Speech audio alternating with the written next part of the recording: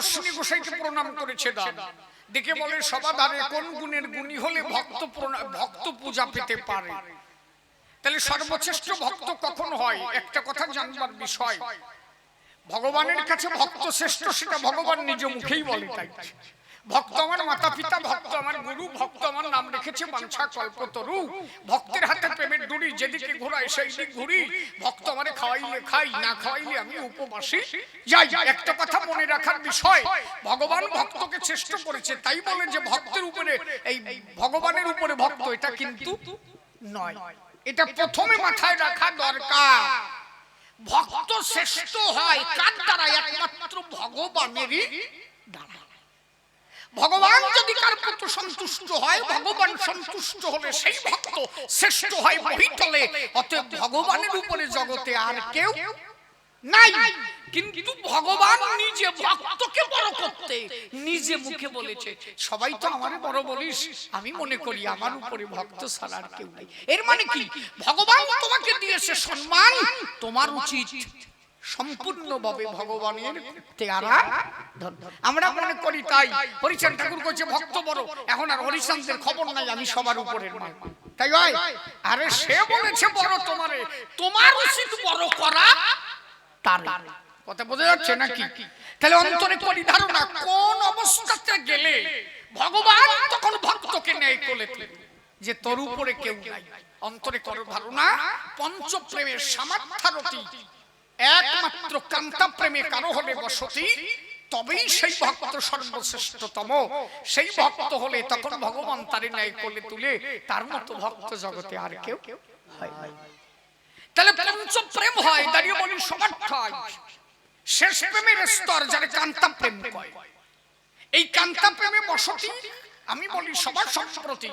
সেই স্তরে গেলে সেখানে বলেছে তাই গুণাধিক্যে সাদাধিক্য বারে পঞ্চরসে, শান্ত দাস্য সূক্ষ্ম বাৎসল্য মধুর সারি রসে। দাঁড়িয়ে বলি সবার্থায় এই যে শান্ত দাস্য সূক্ষ্ম বাৎসল্য মধুর রস কয়, সর্বশ্রেষ্ঠ মধুর রস। গুণ যত বাড়ে তার তত ক্রিয়া তত বাড়ে, গুণ যত বাড়বে তত তার ভালোবাসা বাড়বে। গুণ নাই তো কিছু নাই। দাঁড়িয়ে বলি সবার্থায় মেঘের একটা গুণ শুধু শব্দ। দাঁড়িয়ে বলি সমাস্থান মিথ্যা নয় বচন, স্পর্শ শব্দ স্পর্শ দুটো গুণ আমরা বায়ুর মধ্যে পাই। বায়ু থেকে অগ্নি আসে, দাঁড়িয়ে বলি সভা পাশে, অগ্নির মধ্যে তিনটে গুণ যাহা আমরা পাই, শব্দ স্পর্শ রূপ। তার শব্দ আছে, রূপ আছে এবং স্পর্শ আছে। আগুন, আগুন থেকে উৎপত্তি জল, জলের কয়টা গুণ? চারটে গুণ, শব্দ স্পর্শ রূপ আর রস, চারটে গুণ পাই। সর্বোপরি মাটি, তার উপরে নাই, একমাত্র মাটিতে পঞ্চগুণ বর্তায়, শব্দ স্পর্শ রূপ রস গন্ধ। এই জন্য যার সঙ্গে মানুষের সম্বন্ধ, মাটির উপরে শ্রেষ্ঠ কিন্তু আর কিছু নাই। এই জন্য যার মধ্যে যত গুণ বর্তাবে, ভালোবাসা তত তার মধ্যে বর্তাবে। তাহলে অশ্বিনী গোসাই এত একান্ত আপন কেন? কেন তার চরণ গুরু সাদ মস্তকে করল স্মরণ, অন্তরে করো অনুধাবন। সেই সামার্থ্যরতি ভক্ত ছিল আমার অশ্বিনী গোসাই একজন। তার গুণ এত, নিজের জীবনের জন্য কিছু চান নাই। ভালোবাসা কি আর সহজে হয়? তুমি যারে ভালোবাসবা একটা কথা মনে রাখবা, শুধু যদি তার কাছে চাবা, কত সময় ভালোবাসা টিকায় রাখবা? আজকে আমার 10,000 দিও, প্রথম দিন দিল, পরের দিন আবার কইয়া আজকে 15,000 দরকার দিল চাইলিয়া, পরের দিন আবার বললে 20,000 দিল, পরের দিন বললে 30,000 দিল। সাথী সাথী নিজেরও তো গিন্না ঠেয়া দরকার, যার কত চাবো আমি, তাই কি না? তাহলে ভক্ত যখন একান্ত আপন হয়, তার কাছে কিছু চায় না, সে জানে তাই তিনি মালিক, আমি ভক্ত। আমার পিতা যদি ভালো থাকে, দাঁড়িয়ে বলি সভা পাকে, আমি তাতে ভালো থাকবো, দুঃখ নাই, কষ্ট যন্ত্রণা হোক সহ্য করব, আমার জন্য আমার পিতা খাটুক এটা আমি চাইবো না। এই জন্য শ্রী বসে গান লিখেছিলেন, প্রাণমতি সুখসারী পহিল সর্বরি শ্রী হরি মঙ্গল গাও। উনি কখনো বলেন নাই তুমি নিজের জন্য কিছু চাও। সকালবেলা উঠিয়ে দাঁড়িয়ে বলি সভা তটে, প্রাণমতি সুখসারী, প্রাণ আর মতি সুখসারী পাখির মতো তুমি শ্রীহরির কাছে বলো, হে ঠাকুর তুমি ভালো থাকো, তুমি যদি ভালো থাকো আমি ভালো থাকবো, আমি তোমার কাছে কিছু চাই না, আমার চাওয়ার কিছু নাই। সেই জন্য ভক্ত একবার পাকা হলে বসে শোনেন জ্ঞানী দলে, আর ভগবানের কাছে কিছু চাই না, সে বিশ্ব তলে সেই একটা কথাই বলে, আমায় বাসো বা না বাসো ভালো তাতে দুঃখ নাই, আমি তোমাকে বাসিব ভালো, এই ভিক্ষা চাই।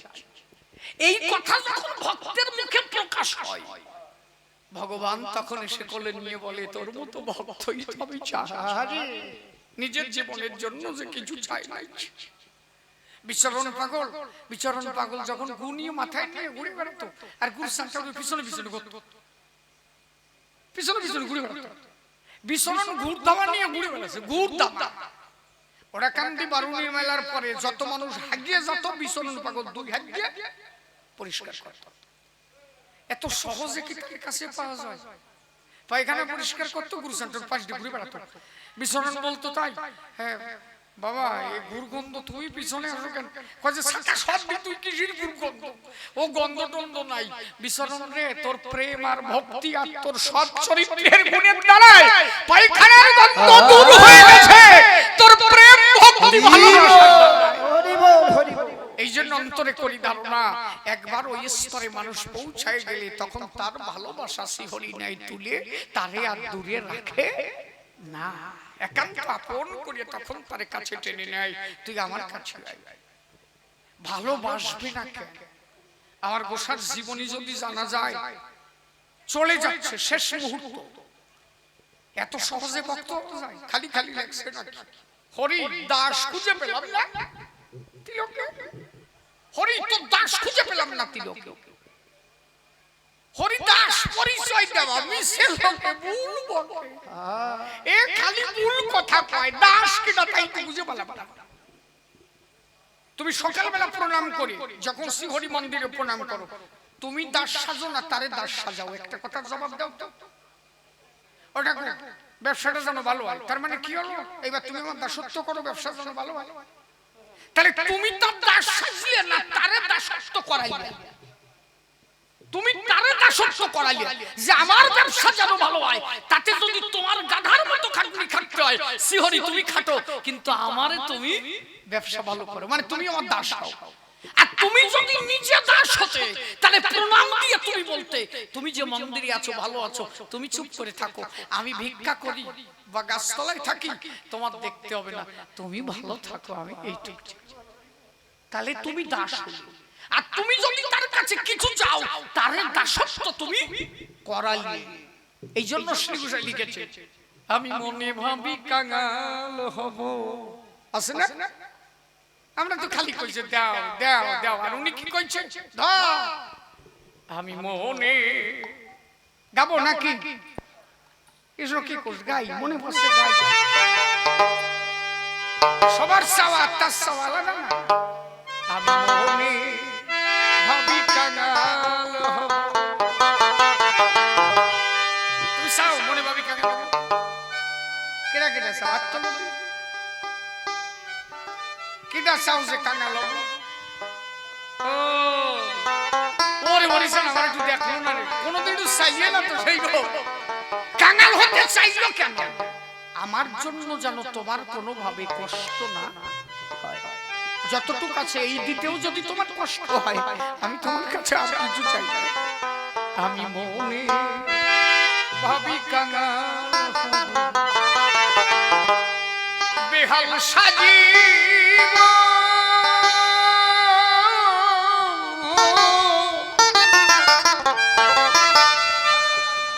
সেটা কান্তা করিয়া ধারো, আমি গাছতলায় রব। মনে ভাবি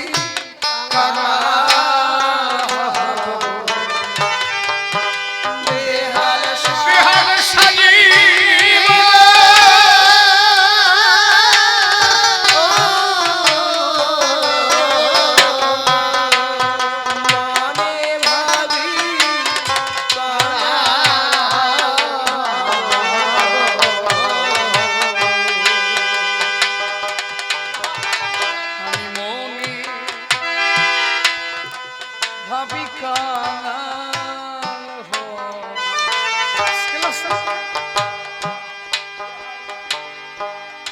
নেহাল সাজিব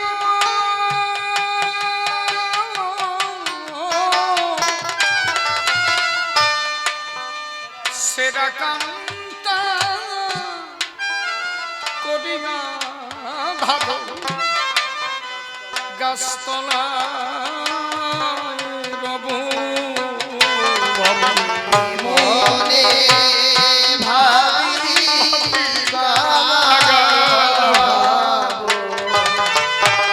নেহাল সাজিব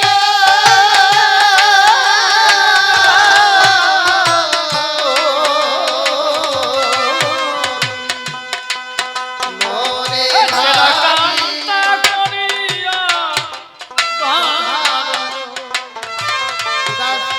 গাছতলায় রব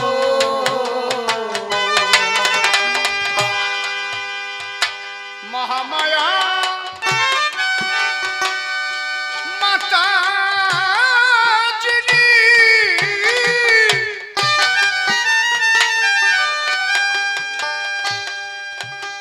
ওরে কাতর বাক্যে বলেন তিনি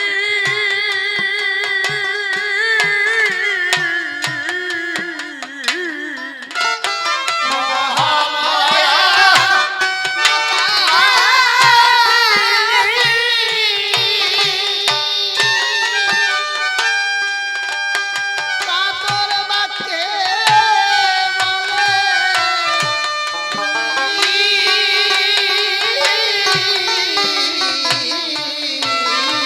কোথায় যাও রে জাদু মনি কোথায় যাও রে জাদু বলি আর কোথায় যাও রে জাদু মনি কোন প্রাণে তোরে প্রবাদ দিব মনে ভাবি কাঙাল নেহাল সাজিব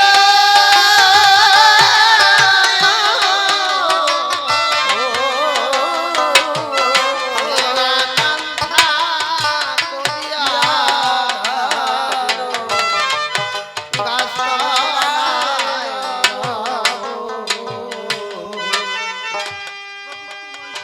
প্রবৃত্তি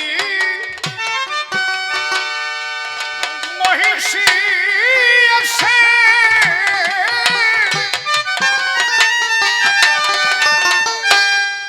ওরে মারতে চায় সে ভবি বিলাসে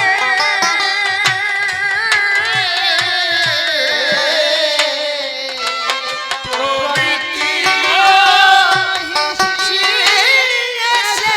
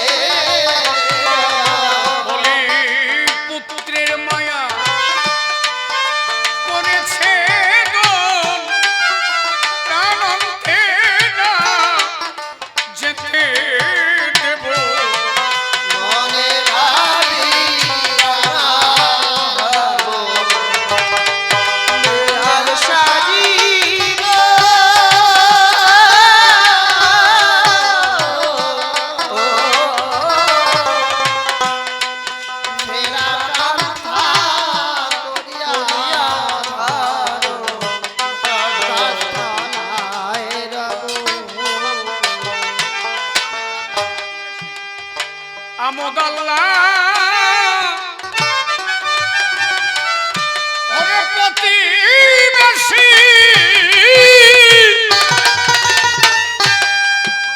এরা যাত্রা ভঙ্গ করে আসি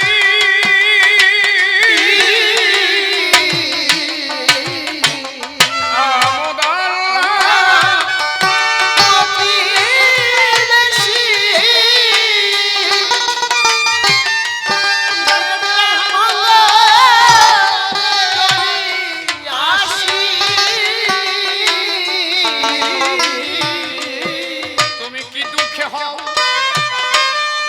বিদেশবাসী আর কি দুঃখে হও বিদেশবাসী গৃহে তোমার কি অভাব কি দুঃখে হও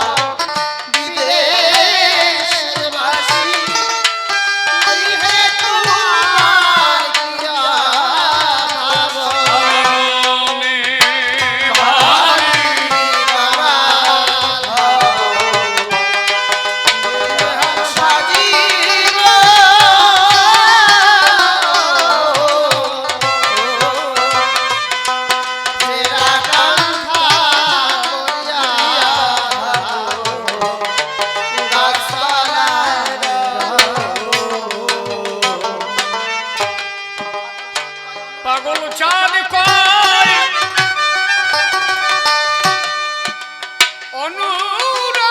অনুরাগে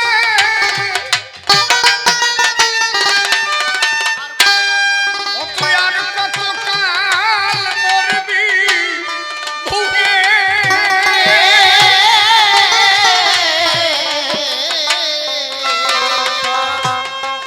পাগল চাঁদ কয়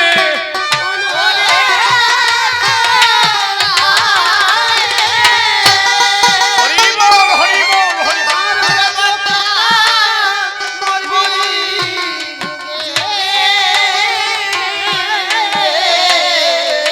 এবার অশ্বিনী তুই এই সুযোগে অশ্বিনী তুই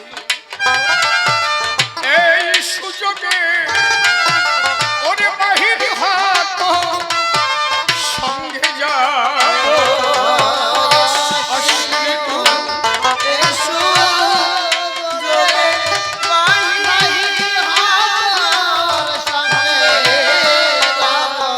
হরি বলে অশ্বিনী তুই এই সুযোগে বাহির হাত সঙ্গে যাব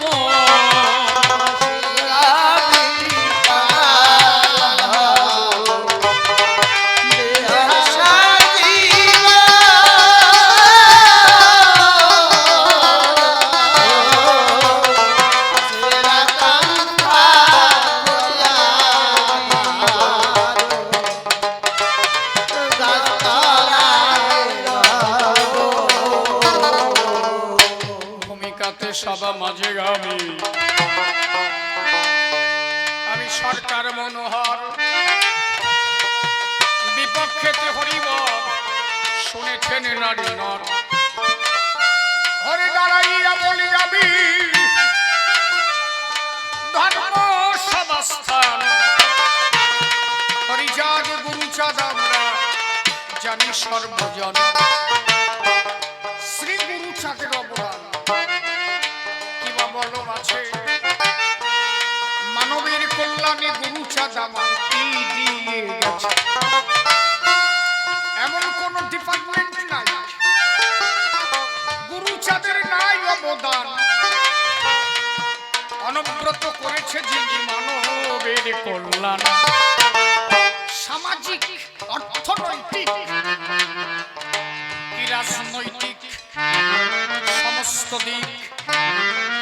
সমস্ত দিকে গুরুচাঁদ আমার নিরিখ রেখেছিল ঠিক কোন অবস্থাতে গেলে গো এই জাতি মেরুদণ্ড সোজা করে রবে আজকে যতটুকু যা পেয়েছে জাতি আমার তারই অবদান রবে আজকে MLA MP is IPS MBBS MD জানি, কত England France Russia Japan Namasudra মানুষ, এরা সবাই যে যেখানে গো, যে যে ডিপার্টমেন্টে চাকরি করে রে ভাই, সবার মূলে গুরুচাঁদের অবদান সবার জানা চাই। 1906 সালের আগে এই যে অনুন্নত জাতি উচ্চবাদী ব্রাহ্মণের দ্বারা এদের হয়েছিল বড় ক্ষতি, সেই ক্ষতি পূর্ণ করিতে গো এলো আমার দয়াল গুরুচাঁদ। মানবের ফুটিয়াছিলেন কুসুমের বাগান, তার অবদান কহিতে গেলে ইহা কবু নাহি শেষ হয়। আমি আংশিক আকারে কিছু কথা বলে যাই সবাই। আমরা যারা নমশূদ্র মানুষ, শিডিউল কাস্ট জানা, পূর্ববঙ্গে আমাদের মূল কাজ ছিল কি জানো? শুনে দেখবা, বাড়িতে যদি কোনো বুড়ো বুড়ো মানুষ থাকে, 100 বছর কি 80 বছর কি 90 বছরের বয়স যারা আছে, এই যে এইসব লোকের কাছে শুনে দেখবা যে তোমাদের প্রধান কাজ কি ছিল পূর্ববঙ্গে। একটা কাজ ছিল, সেটা হচ্ছে এক ফসলে ধান হতো, আষাঢ়িয়া ধান। ওই আষাঢ়িয়া ধানটা হাড়ির উপরে বসে বসে থাকতো, মুখ সমান জলে, গলা সমান জলে, দুই মানুষ সমান জলে নামিয়ে হাড়ির উপরে বসে থাকতো। কে ঠিক না গোটাই? আর তখন যে কি একটা আরামে গান গাতো জানো? সে গান যদি জানো, বন্ধু মোগে বাড়ি যাইও,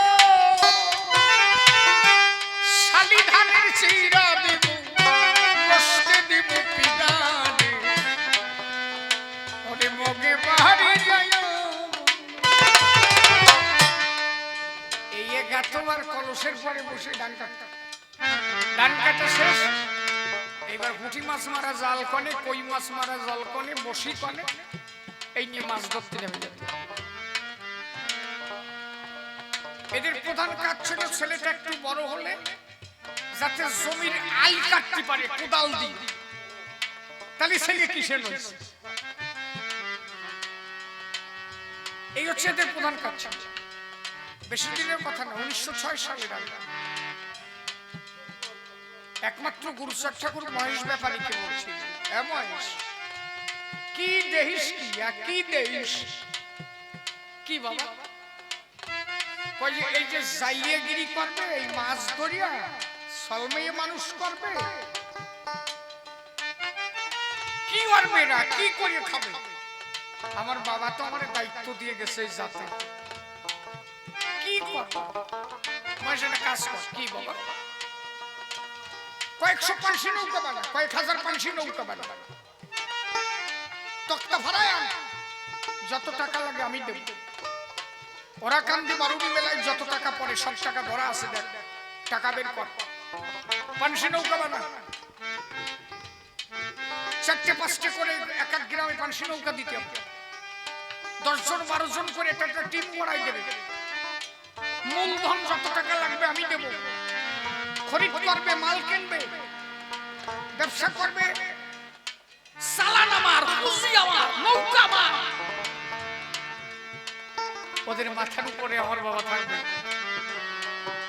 একদিন এই জাত মূল শিখরে যাবে, তাড়াতাড়ি মহেশ পানসি নৌকা বানা, একে ব্যবসা শুরু করবে। মনে রাখিস, বাণিজ্য ছাড়া মানুষ বড় হতে পারে না। নিজে হাতে ধরে ব্যবসা শিখাই, নিজে গুরুচাঁদ ঠাকুর বলছে, দেখ দুটো কথা মেনে চলবে, সত্য কথা বলবি আর কাউরি কোনোদিন ওজনে কম দিবি, তাহলে তবে মাথার উপর আমার বাবা থাকবে। নিজের গাঠির টাকা দিয়ে নিজের বাইরে তাই উপকার করে না এখন, আর নিজের সর্বস্ব বিলাই দিচ্ছিল খালি এদের মানুষ করবার জন্য। দুঃখের বিষয় কি জানো, এই জাতি এখন সেই গুরুচাঁদকে পাইছে, কে আসে সে নেই। তোমাকে গ্রামেই দেখবা ভালো মাস্টারি চাকরি, ভালো হাই স্কুলটা স্কুলে মাস্টার টাস্টার হয়ে গেছে, তার ঘরে যে দেখবা হরিগুরু চান্দের কোন ছবি নাই। সত্যি কথা কিনা, যাই দেখবা 1906 সালের আগে এরা ইতিহাস জানে না তো, আকাঠা জানতো। ইতিহাস যদি জানতো তাহলে এদের মানতো। আম্বেদকর সাহেব জন্ম নিয়েছেন, তার ডেট অফ বার্থ 1891। গুরুচাঁদ ঠাকুরের ডেট অফ বার্থ 1846। গুরুচাঁদ ঠাকুরের জ্যেষ্ঠ পুত্র শ্রী শশীভূষণ, তার ডেট অফ বার্থ 1867। আম্বেদকরের থেকেও 25-26 বছরের বড় শশীভূষণ ঠাকুর। প্রথম নমশূদ্র সমাজের প্রথম যার চাকরি হয় 1906 সালের আগে, প্রথম যার চাকরি সে হচ্ছে গুরুচাঁদ ঠাকুরের প্রথম ছেলে শশীভূষণ ঠাকুর। এর আগে নমশূদ্র সমাজে কারো চাকরি হয় না। এবং সেই দিন থেকে, যেদিন চাকরি হলো সেদিন থেকে নমশূদ্ররা চাকরি পাওয়া শুরু। তার আগে কারো চাকরি হতো না। লড়াই করেছিল কে? গুরুচাঁদ ঠাকুর, শশীভূষণ ঠাকুর। আজকে আপনার ছেলে চাকরি করে, কিন্তু সে গুরুচাঁদকে মান্যতা দিতে জানে না। হরিগুরুচাঁদের অবদান ভুলে গেলে সেই যুগল টু জিরো, তার কোনো মূল্য আছে বলে আমি মনে করি না। দেখো যে যে কাজটা, যে যে কাজটা, যে যে একটু স্টান করেছে, সেই জাতির জন্য যারা কাজ করেছে তারা তারা মাথায় করে নিয়ে না। সত্যি কথা কি না? অনন্য কাজটার দিকে তাকায় দেখা, তাদের মধ্যে যিনি মনীষী, যিনি যোগী, দেখা যায় তারা তারে মাথায় করে নিয়ে যাচ্ছে, আরে এই মানুষটার জন্য আমার জাতটা উঠে গেছে। আর আজকে এই জাতের জন্য যে হরি গুরুচাঁদ ঠাকুর, গুরুচাঁদ ঠাকুর নিজের জীবনের সর্বস্ব দিয়েছে, কিন্তু এই জাতি তারে এর থেকে দুঃখের কিছু আর হতে পারে বলে মনে হয়। চন্ডাল গালি তো দূরের কথা, তো সবাই জানে 1911 সালে চন্ডাল গালি বছর। আর কিছু আকাঠা বই রেগে আছে এই নম্বর মধ্যে। নমশূদ্র লাগবে ঠিক, গুরুচাঁদ ঠাকুরের মানে নমশূদ্র লাগবে, সাবকাস্ট নমশূদ্র। টাইটেলটা পেলে কোথায়? বাসাদন যদি গুরুচাঁদ ঠাকুর না আসতো, ওটা লেখলা কোন জায়গায়? তাই যে খাতায় যে লিখতে যাও সে সময়টা গা কাঁপা অত দরকার, সেটা কার জন্য পেয়েছি? তাহলে গুরুচাঁদ ঠাকুরের জন্য। আরে ভগবান না হলেও ওই টাইটেলটার জন্য তো একটা প্রণাম ভিডিও দিবি নাকি?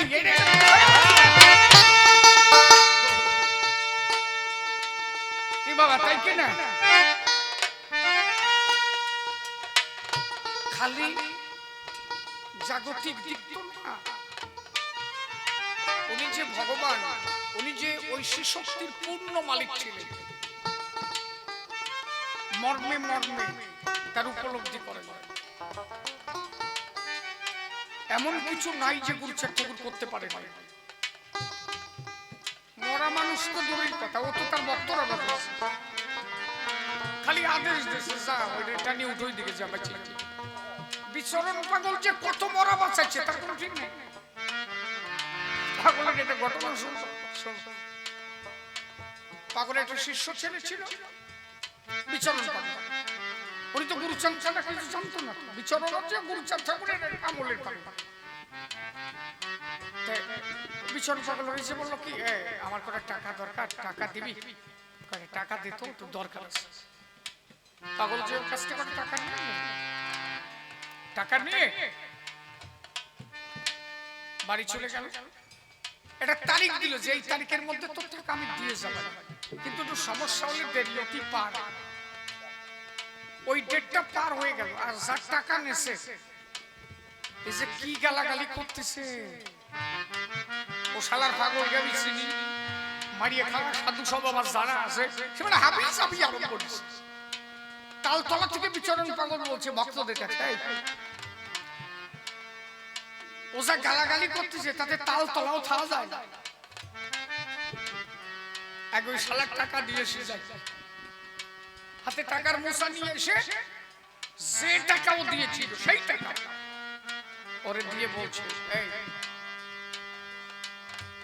সবাই যে সমানভাবে গালাগালি করতে না, তুমি জানো না আমার নয় দুটো দিন লস হয়েছে, তুই আমার বাপ দাতা 14 পুরুষ উদ্ধার করে দিলি। তুই তো সাধুর ক্ষমতা জানিস রে, সাধু মানুষ যে মুখ দিয়ে কইছিস, এই যে সব কথা টথা কইছিস, তো তোর কথা হবে না। আমি বাড়িতে পাঁচ ছাড়াই দেবো, তোর কথা বন্ধ হয়ে যাবে, আর এই মুখে তোর কথা বাড়বে না। সাধুরে বাজে কথা বলার তার পরিমাণ পরিমাপ তুই তো জানিস না, তুই তো সাধু মানিস না, কথা বেরোবে না। বাড়ির থেকে বেরোয় গেল, কথা বন্ধ হয়ে গেল। আর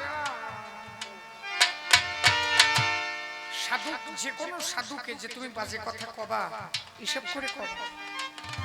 সত্যি কি সে তাই কি তাই না, এটাকে বিবেচনা করো। পাগল বলে গেল, কোন সাধুরে বাজে কথা করিস না, পয়সা নিয়েছিলাম দিতে আসছিলাম, কিন্তু তুই আমার বাপ দাতারে যেভাবে উদ্ধার করলি, তোর আর ওই মুখ দিয়ে বেরোবে না, বন্ধ হয়ে গেল।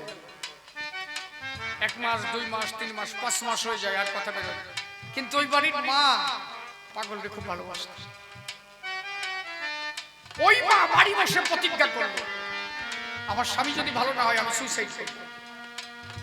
পাগল তোর পরে বার থাকলো, তাল তলাতে খবর পাইছে, এ ওই শালার বাড়ি যাচ্ছি যাবে, নইলে আমার মা মরে যাবে রে।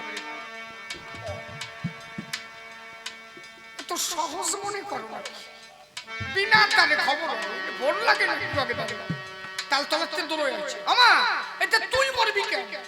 এ খুঁটি যদি মজবুত না থাকে, ওই শালারে সোজা বানান দাও। আরে ওর বাক্য তো বাইবে, কিন্তু খুঁটি যদি মজবুত না থাকে, ওই শালারে সোজা বানান যায়। কই যে ওয়াজ জানি না, ওরে নিয়ে আর আমি পাচ্ছি না, এই সংসার কিভাবে চলবে, ও তো কথা কথা বলে। ঠিক আছে, এই এদিকে আয়, আরে ডাক দিছে, এই আজকে তোর বাড়িতে সাধু সেবক, তুই মনে মনে কারে কারে নিমন্ত্রণ দিবি, দে মনে মনে এখানে বসে মনে মনে তুই চিন্তা কর যে তোর বাড়ি আজকে সাধু সেবা হবে, কোন কোন সাধু তোর বাড়ি আসলে তোর মনে আনন্দ লাগবে, কে কে খাইলে তোর মনে ভালো লাগে, তুই এখানে বসে মনে মনে ভাবতো। আর মারে বল 2 কেজি চাল জাল দিতে, আর তুই মনে মনে ভাব কে কে আসলে তোর ভালো লাগে।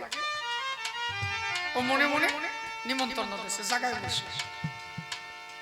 বিকাল 4টা বেজে গেছে, মা ভাত বাড়িছে, বলছে মা ভাত ভাত থালায় ভাত বেড়ে দিয়েছে। সেই কয়েকজন মানুষ এসে বলছে, বসে খা।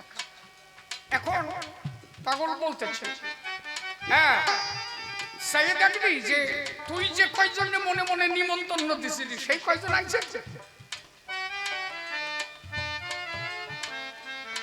ও দেখে যে যে কয়জন মনে মনে নিমন্ত্রণ দিয়েছিলাম, সেই কয়জন মানুষ এসে আসনে বসে ভাত খাচ্ছে। ওইখান থেকে গিয়ে পাগলকে জড়া ধরে বললো, কথা তো বেরোয় না, আমার ভুল হয়ে গেছে। বলে তুই তো সাধুর ক্ষমতা জানিস না, তুই তো সাধু বিশ্বাস করতি না, তা তোর এখন বিশ্বাস হয়? এত খালি কাঁদবে, আর তো আর কিছু নাই। পাগল বললো, যা আজকের থেকে কথা আবার বেরোবে না, তবে জীবনে আর সাধু নিন্দা করিস না। সেই দিন থেকে বাক্য ফিরে ফিরে আমার হরি গুরু চাঁদের ভক্তের যদি পাওয়ার থাকে, তাহলে আমার গুরু চাঁদের পাওয়ার কানা কি কথা কইও কৃষ্ণ। একাধারে তার জাগতিক কল্যাণ, একাধারে তার আধ্যাত্ম, চতুর্দিকে তিনি যুক্ত ছিলেন। এই জন্য তার অবদান আমরা বলিতে না পারি। একবার হরি গুরু চাঁদ প্রেমানন্দে বলো হরি হরি হরি। সভায় আর কহিব না বেশি, এবার সে আসিয়া কিছু কথা বলবে সবাই। এরপরে দেখি সে কোন কথা বলে, কোন ভাবধারা সে উঠাইয়া তোলে। আমি আমার মতো প্রথম ছেড়ে দিয়ে যাই, আরো সময় গান হবে ধর্মসভার গায়ে। চুপ করে সকলের বসে থাকা চাই, এরপরে গণপতি সভাতে আসবে, তাহারও ভাবের কথা খুবই